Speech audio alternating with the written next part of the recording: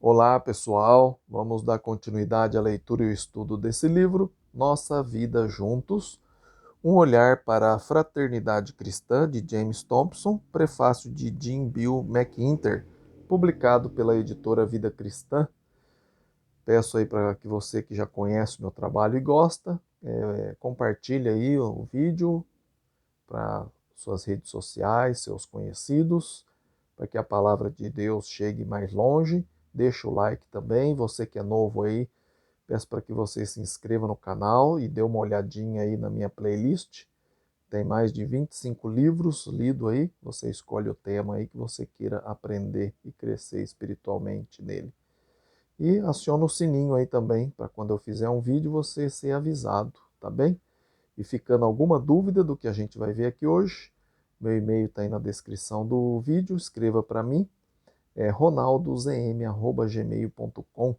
Terei o maior prazer de sentar, estudar a Bíblia com você. Se você mora longe, a gente pode fazer isso através de videochamada também. Tudo isso gratuitamente, tá bem?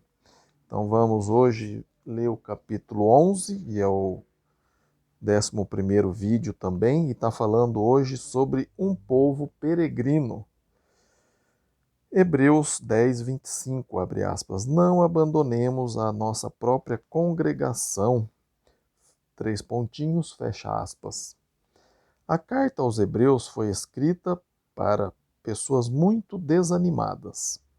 Sabemos pouco sobre o autor ou os recipientes da carta, mas podemos estar certo pelo conteúdo da mesma que os leitores tinham desistido do chamado cristão. Embora não seja feito qualquer sugestão no sentido de que os leitores estivessem planejando converter-se a uma outra fé, tal como o judaísmo, o livro está cheio de insinuações de que eles pretendiam deixar a fé. O autor de Hebreus escreve uma palavra de exortação para encorajar o povo a não abandonar a fé. Hebreus 13, 22. Ele está profundamente preocupado com o assunto da fraternidade. O autor sabe que apenas quando a igreja é uma comunidade estreitamente unida é que ela pode sobreviver no mundo estranho. Através de referências espalhadas pela carta, podemos ver mais claramente qual o problema que ditou a resposta do autor. Os leitores haviam provado o dom celestial, mas estavam considerando a apostasia. Hebreus 6:4. Eles haviam simplesmente desistido de toda esperança na promessa futura. Hebreus 4:1 e 6:18. O resultado visto em Hebreus 10:25 é que muitos dos cristãos tinham deixado de frequentar as reuniões da Assembleia, pois, ao que parece, esta não foi importância em sua vida. Tá estranho, né? Pois, ao que parece, esta não tinha importância em sua vida. A tarefa do escritor foi motivar essa comunidade vacilante a restabelecer as mãos descaídas e os joelhos tropegos. Fecha aspas. Hebreus 12, 12. Não foi uma tarefa difícil. Os que tentaram motivar igrejas, aliás, não foi uma tarefa fácil. Os que tentaram motivar igrejas agonizantes sabem que o problema enfrentado pelo autor era sério. Como poderia ele levar o povo a frequentar os cultos de adoração? Quais os meios de que poderia dispor a fim de encorajá-los a não desistir? A melhor abordagem seria usar novas táticas de relações públicas a fim de motivá-los à ação? Ou deveria ele apelar para o seu sentimento de culpa e amedrontá-los para que voltasse? A resposta do autor pode ser novidade para nós. Dois pontos. Ele os lembrou da natureza da comunidade cristã. Subtítulo: Não se trata de uma peregrinação particular. Os leitores da carta podem ter pensado que poderiam manter sua identidade cristã em separado do restante da igreja. Este ponto de vista era comumente mantido em alguns círculos religiosos. Filo, contemporâneo do autor em Alexandria, falou da peregrinação individual da alma até Deus. Outros pensadores religiosos haviam separado a religião da vida comunitária. Mas o autor pinta um quadro muito diferente. Nenhuma peregrinação particular é descrita na carta aos Hebreus. O cansaço experimentado pela igreja faz o autor lembrar de Israel no deserto. Assim sendo, ele descreve a vida cristã como uma peregrinação constante, empreendida pela igreja inteira. As almas não vão a Deus individualmente, pelo contrário, a igreja inteira é o corpo peregrino de Deus. A igreja se acha onde Israel achou-se um dia, aguardando a terra prometida. Abre aspas, porque também a nós foram anunciadas as boas novas, como se deu com eles, fecha aspas, Hebreus 4:2. Mas a igreja também se achava em perigo de repetir a apostasia de Israel. Veja Hebreus 3:6, 12 e 4:2. Subtítulo: Um povo a caminho. Basta apenas ler casualmente a carta para ver como o autor considera a igreja um povo a caminho. Ela é comparada à geração do deserto. Hebreus, capítulo 3 e o capítulo 4. Jesus é o pioneiro ou batedor que mostra o caminho. Hebreus 2:10. Os grandes heróis da fé no capítulo 11 estavam sempre a caminho, procurando um lugar melhor para morar. Hebreus 11:9 e 13-16. A igreja inteira repetiu a peregrinação da geração do deserto. Hebreus 12:18. Portanto, toda ela deve restabelecer as mãos descaídas e os joelhos trôpegos, fazendo caminhos retos. Hebreus 12:12. Ser cristão é pertencer à comunidade que está sempre a caminho. Não pode haver peregrinação sem a comunidade. A força para continuar existe apenas quando os membros da mesma cuidam um dos outros. Ser abandonado pelo caminho seria desastroso. A única maneira de chegar ao destino está no cuidado da comunidade. A imagem da igreja como um povo peregrino pode parecer estranha para nós. É difícil imaginar um povo nômade, sempre em movimento, sem raízes firmes. Todavia, esta imagem diz algo sobre a natureza da igreja, a qual geralmente se perde quando usamos metáforas modernas para descrevê-la. Existe uma unidade entre o povo peregrino que provavelmente não pôde ser encontrada entre as modernas instituições e grupos.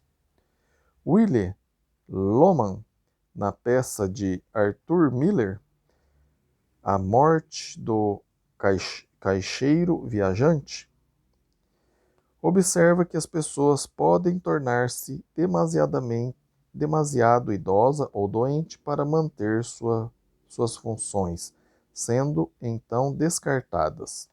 Abre aspas, você não pode ficar com a laranja e jogar a casca. Fecha aspas, grita ele.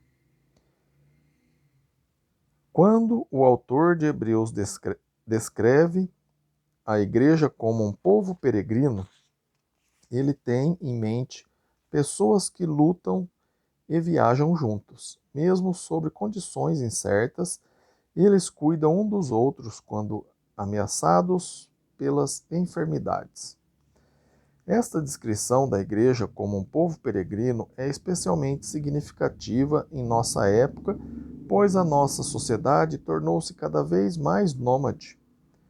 Poucas sociedades são tão móveis como a de hoje. O resultado dessa mobilidade é é a perda dos relacionamentos antigos. O fato de nos movermos com frequência pode até impedir que venhamos a estabelecer novas relações quando nos mudamos para uma nova cidade. Esta perda das amizades íntimas significa que, em tempos de doenças ou sofrimento, os parentes e amigos não mais estão perto para ajudar. Talvez seja justamente aqui que a igreja, ela também composta de pessoas altamente móveis, possa suprir o calor e a assistência necessários. A comunidade cristã de hoje, como aquelas a quem a carta aos Hebreus foi dirigida, está a caminho. Existe aqui um ministério a favor daqueles que se ferem ao longo da estrada. O que devem fazer os peregrinos? Como a igreja reage quando seus membros se tornam apáticos e desanimados? A carta aos Hebreus é um tratado sobre como manter a igreja unida. Trata-se de uma lição que a igreja contemporânea deve aprender. Subtítulo: Quando os membros se afastam. Se a igreja é um povo peregrino, é inevitável que entre esses peregrinos haja alguns que impeçam o progresso do grupo como um todo. Alguns irão decidir que o esforço é excessivo e se afastarão. Outros verão que a corrida tornou-se de longa e não de curta distância. Hebreus 12, versículo 1 e 2. Outros ainda irão ferir-se, ficando aleijado ou doentes pelo caminho. Hebreus 12, 13. Toda a igreja enfrenta este problema.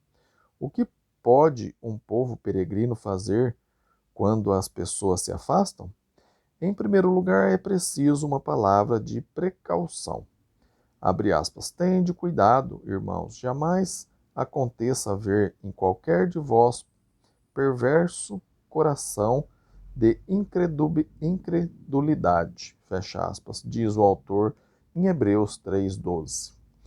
Abre aspas. Sendo-nos deixada a promessa de entrar no descanso de Deus, suceda parecer que alguns de vós tenha falhado, fecha aspas. Hebreus 4:1. Abre aspas. Atentando diligentemente, porque ninguém seja faltoso, separando-se da graça de Deus, nem haja alguma raiz de amargura que brotando vos perturbe.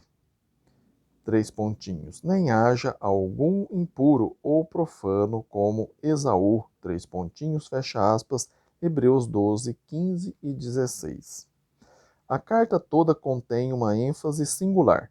A palavra grega tis, que significa qualquer, aparece em cada uma dessas passagens. Ela enfatiza a importância do indivíduo na peregrinação. A preocupação do autor não focaliza apenas a igreja como uma instituição, mas também cada indivíduo. Não basta que a igreja chegue ao seu destino. Existe o cuidado para que ninguém se afaste. A igreja deixa de cumprir sua tarefa quando se torna impessoal e perde o contato individual com os membros. As instituições de nossa sociedade podem reduzir os homens a números no computador. As empresas e instituições acadêmicas podem tornar-se indiferentes aos indivíduos. Mas a igreja, o povo peregrino, deve preocupar-se em que ninguém se separe da graça de Deus. Hebreus 12, 15. Quando a igreja reduz seus membros a números, ela fracassou na sua missão. Subtítulo: Prejudicados pelos deficientes. O que acontece quando os peregrinos são prejudicados em seu progresso por algum deficiente? Isto era inevitável quando uma comunidade numerosa partia em peregrinação. Havia em seu meio tanto jovens como velhos, sábios e doentes. Em algum ponto, a comunidade precisava decidir a atitude a tomar com relação aos enfermos. Ela os abandona pelo caminho ou para ajudá-los? O autor diz, abre aspas, fazei caminhos retos para os vossos pés, para que não se extravie o que é manco, antes seja curado. Fecha aspas. Hebreus 12, 13. A igreja é uma comunidade que cura. Existem alguns em seu meio que provavelmente se afastarão se a igreja não providenciar caminhos retos. Só assim ela poderá cumprir sua missão de curar. A tarefa da igreja é prover oportunidade para que as pessoas encontrem integridade espiritual quando a deficiência ameaça o seu progresso. Como a comunidade cumpre sua missão de cura? O autor usa um verbo bastante expressivo em Hebreus 12:15, quando diz, abre aspas, atentando diligentemente porque ninguém seja faltoso, separando-se da graça de Deus, fecha aspas. O verbo atentando, traduzido do grego episkopeu, que na forma de substantivo é o termo usado para bispo, em grego episcopos. Este é o vocábulo relativo ao supervisor que é responsável pelo seu pessoal. Quando, porém, o autor chama a igreja para atentar, a fim de que ninguém se afaste, ele não se refere ao dever do líder da mesma, mas à tarefa da igreja inteira. Cada membro tem como obrigação atentar, a fim de que seu irmão não se afaste de Deus. A responsabilidade pelos demais, a tarefa de cuidar, não está reservada aos ofícios da igreja, pois toda ela deve envolver-se nessa missão. Subtítulo: Exortação mútua. Em ligação estreita com o conselho do autor para a igreja cuidar de seus membros, acha-se o chamado de Hebreus 3,13, abre aspas, exortai-vos mutuamente cada dia, fecha aspas. Se nos lembrarmos que o livro de Hebreus é em si mesmo uma palavra de exortação, iremos reconhecer que o ponto alto dessa carta é o encorajamento de um povo desanimado. Este encorajamento não foi deixado a cargo de um ministro profissional, mas trata-se do ministério mútuo de toda a igreja. Esta exortação não fica limitada a ocasiões especiais, pois o autor aconselha os membros a encorajarem uns aos outros cada dia. Ele sabe, sem dúvida, que a presença física de outros cristãos é uma fonte de força que pode produzir perseverança e fé. A igreja contemporânea perdeu aqueles elementos de nossa vida conjunta considerados essenciais na palavra de exortação do autor. Ele sabia que a resposta aos desanimados era o cuidado dos membros um pelos outros. Se falassem em demonstrar esse interesse, aliás, se falhassem em demonstrar esse interesse, poder algum poderia manter unida a comunidade. A fraternidade do amor estende-se muito além da simples preocupação com os desanimados, pois encontramos ainda aqueles que passaram por situações difíceis e os sofrimentos resultantes delas. Na época do autor, alguns cristãos achavam-se presos por causa de sua fé. Hebreus 10, 34. Tal situação poderia fazer com que certos membros procurassem ficar longe dos irmãos prisioneiros. O cristão poderia julgar melhor para a igreja manter-se responsável, isolando assim o irmão menos afortunado. Mas o autor afirma, abre aspas, lembrai-vos dos encarcerados, como se presos com eles, fecha aspas. E também teria concordado com a declaração de Paulo, abre aspas, se um membro sofre, todos sofrem com ele, fecha aspas, que está lá em 1 Coríntios 12, 26. A fraternidade cristã partilha tanto da alegria como da desgraça de seus componentes. Podemos imaginar que os primeiros cristãos, frequentemente excluídos da vida cívica e social do mundo antigo, encontravam grande força em sua vida comum.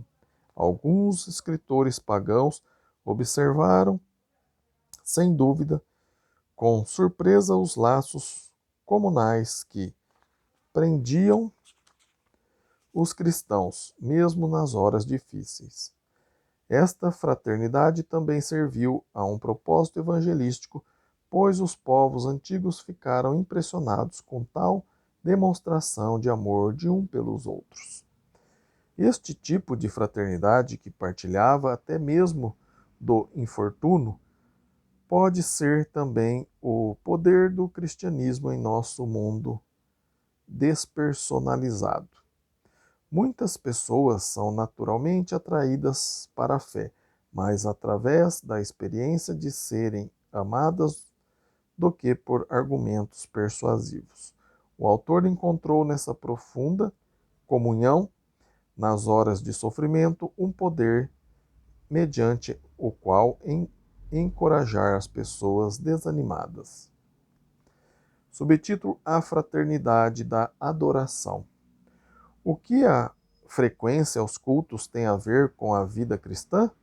Pode alguém viver cristãmente em separado da comunidade no ato da adoração? A carta aos Hebreus é a única que trata deste assunto. Havia entre os leitores dessa carta a crescente tentação de negligenciar a Assembleia. Hebreus 10, 25 sugere que alguns já tinham feito isso. Não sabemos ao certo o que os motivou a tanto, sendo talvez o resultado de uma apatia geral, ou um senso de superioridade pode ter levado esses cristãos a se afastarem do culto público, julgando-se melhor que os demais. Talvez também houvesse neles o sentimento de que nada acontecia nas assembleias. Qualquer que fosse a causa dessa negligência da adoração pública, o autor considera o assunto suficientemente importante para chamar a atenção sobre ele. Em primeiro lugar, ele recomenda aos leitores, consideremos também uns aos outros para nos estimularmos ao amor e às boas obras. Não abandonemos a nossa própria congregação, fecha aspas. Hebreus 10, 24 a 45. Eu não sei se puseram aqui 45 errado, se é 24 a 25 ou se é 45 mesmo. Depois você dá uma olhadinha lá. O amor e as boas obras não podem ser produzidos no vácuo. Os indivíduos dificilmente motivam a si mesmo a agirem, mas existe no grupo uma espécie de motivação contagiante que nos leva à ação. Esta é a razão da importância do culto público. Deve haver influência na proclamação pública, nos cânticos e até mesmo no contato com outros que possam provocar um entusiasmo impossível de ser alcançado fora da adoração comum. Assim, no contexto dos comentários sobre o culto público, o autor diz que o Os irmãos devem, abre aspas, estimular uns aos outros, fecha aspas. A adoração em assembleia é importante porque os cristãos precisam ser estimulados ao amor e às boas obras. Não participar da assembleia é perder uma oportunidade para o crescimento de toda a igreja. Os comentários do autor sugerem que algo acontece na assembleia pública que não depende da qualidade do sermão ou dos cânticos, embora a boa pregação e os cânticos jamais prejudiquem. Devemos também concluir que a frequência não está apenas ligada a um senso de dever, pois a adoração é importante porque, abre aspas, um coração cheio de amor faz arder outro, fecha aspas. Esta é a atitude a ser adotada pelas igrejas contemporâneas que mostrem apatia. Existem razões para a frequência regular no culto que são muito melhores que as tradicionalmente apresentadas. Adorar é renovar nosso relacionamento com a comunidade inteira. Subtítulo: Participação comum. Havia um ato particular na adoração que sublinhava a unidade da igreja. Já observamos que a primeira igreja praticava uma fraternidade de bens em que os recursos de todos eram partilhados em comum. Veja Atos 2, 44 e 45. Este ato recebeu o nome de fraternidade, koinonia, em grego, em vista da partilha comum entre os irmãos. O autor de Hebreus viu, aparentemente nessa prática, um meio de tornar real a fraternidade. Ele diz: não negligencie igualmente a prática do bem e a mútua cooperação, pois com tais sacrifícios Deus se compraz, fecha aspas. Hebreus 13, 16. As expressões prática do bem e mútua cooperação, ou partilha comum, em grego koinonia, eram termos aplicados a ajudar aos necessitados. A igreja sabia que não haveria meios de existir uma verdadeira união enquanto houvesse uma diferença econômica grande entre os ricos e os pobres. Assim sendo, a verdadeira fraternidade se concretizava nos períodos regulares em que os ricos ajudavam os pobres. A igreja contemporânea de hoje, ocasião de praticar a fraternidade desse modo concreto. Vou ler de novo. A igreja contemporânea tem hoje ocasião de praticar a fraternidade desse modo concreto. A comunhão pode ser prejudicada quando os irmãos se separam devido a barreiras econômicas, mas ela pode ser fortalecida quando os irmãos, abre aspas, partilham aquilo que possuem, fecha aspas. Concluímos aqui o capítulo 11. O capítulo 12 vai falar sobre enriquecimento da vida comum. Tiago 5,16. Confessai, pois, os vossos pecados uns aos outros, fecha aspas. Então, muito interessante, não perca o próximo vídeo. Se você está gostando, né, deixa aí o seu like, compartilhe esse vídeo aqui para que mais pessoas aprendam aí um pouco mais a palavra de Deus. E você que é novo aí, peço para que você se inscreva no canal, acione o sininho aí, para a hora que eu ler esse novo capítulo aqui que eu falei, você seja avisado, tá bem? Fico muito feliz que você tenha investido aí o seu tempo em aprender a palavra de Deus, vendo aí o vídeo todo, né? E tenho certeza que Deus também fica muito feliz. E se ficou alguma dúvida do que eu falei aqui hoje, escreva para mim. Meu e-mail está aí na descrição do vídeo, é ronaldozm@gmail.com. Terei o maior prazer de sentar, estudar a Bíblia aí com você. Se você mora longe, podemos fazer através de videochamada, tá bem? Não fique com dúvida, escreva aí para mim. Muito obrigado, Fiquem com Deus, que Deus te abençoe e até o próximo vídeo. Amém?